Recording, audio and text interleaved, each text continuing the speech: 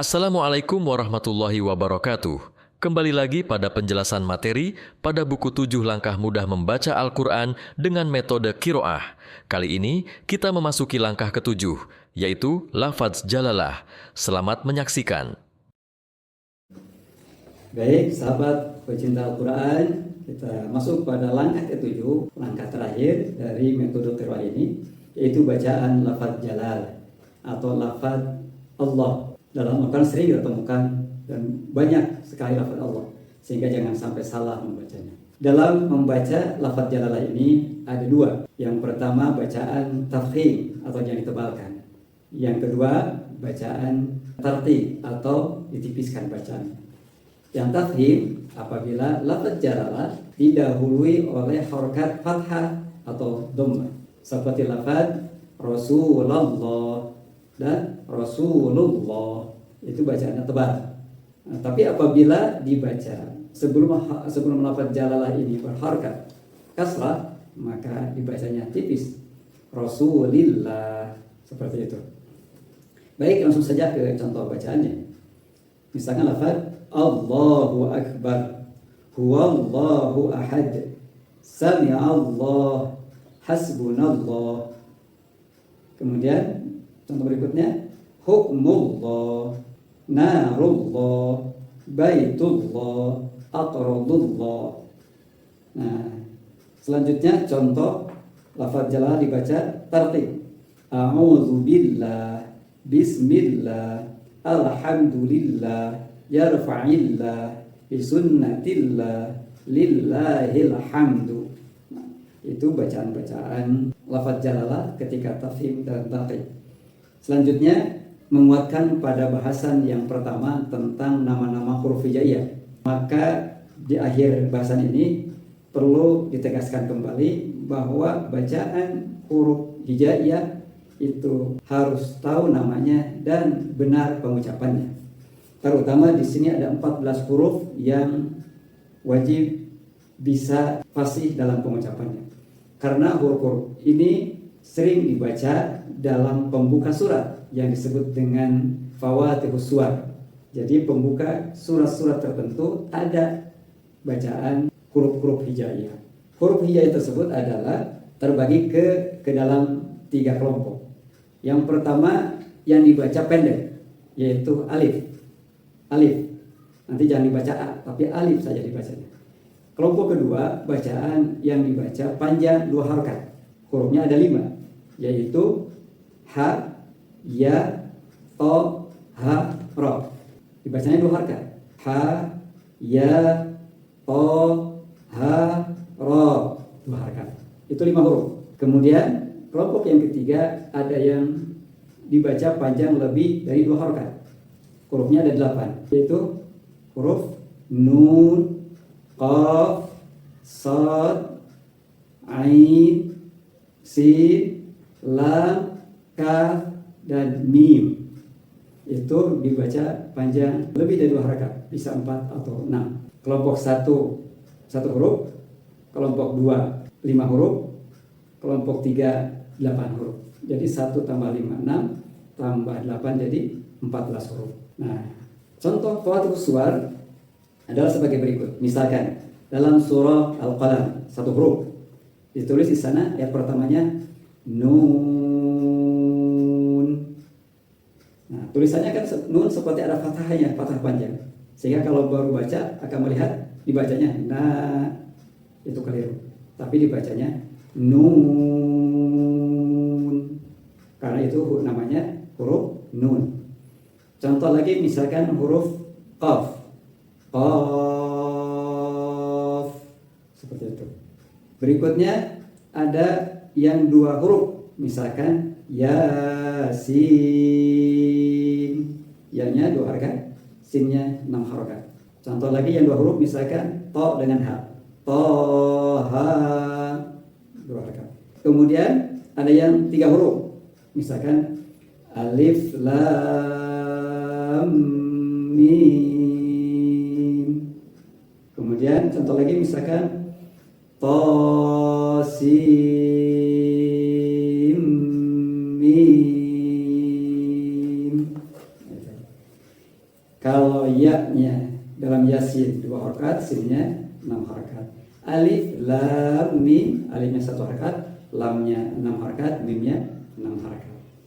Kemudian ada catatan lam, mim, lam, ada mim sukunnya, di lam menghadapi mim, maka mim mati menghadapi mim, idgham mutamatsilin, maka bacanya ditahan, digunakan. Jadi alif lam mim. Demikian juga ta, sin, nun sukun menghadapi mim, nun menghadapi mim. Idgham diguna. Jadi bacanya ta, sin, mim. Seperti itu bacanya. Itu bacaan huruf hijaiyah yang harus dibaca sesuai dengan nama-namanya, ya. Berikutnya praktik bacaan ke Al-Qur'an. Praktik ke Al-Qur'an ini diberikan contoh di sini ada cukup 3 surat saja. Yang pertama surah Al-Fatihah, yang kedua surah An-Nas, yang ketiga surah Al-Falaq. Oh, ada satu lagi surah Al-Ikhlas, jadi 4 surah. Kita praktikkan dari teori bacaan pendek, bacaan panjang, sukun, dan sebagainya. Dalam surah Al-Fatihah, misalkan kita masuk pada bacaan Alhamdulillahi Rabbil Alamin. Alhamdulillahi Rabbil Alamin. Alhamdu, kan ada bacaan al tadi ya. Alhamdu, ada bacaan mim sukun, kemudian du bacaan pendek. Lillahi, ada bacaan lam jalalah, dibaca tipis. Lillahi, hi bacaan pendek. Rabbi bacaan apa tuh? Bacaan tasydid. Rabbi bacaannya. Kemudian al-alamina, al bacaan alif lam sukun tadi. A bacaan panjang, la pendek, mi bacaan panjang, na pendek. Alhamdulillahi Rabbil Alamin. Anak pasti bisa seperti itu. Nah, guru yang mengajar dan lebih tahu dari muridnya, kasih tahu cara membacanya. Ini talaqin. Maka bacanya harus ingatkan kepada anak. Kalau bacanya berhenti di akhir ayat, maka huruf terakhir dimatikan, disukunkan, dan panjang lebih dari 2 harakat. Jadi bacanya begini. Alhamdulillahi Rabbil Alamin. Seperti itu. Ar-Rahmanir Rahim.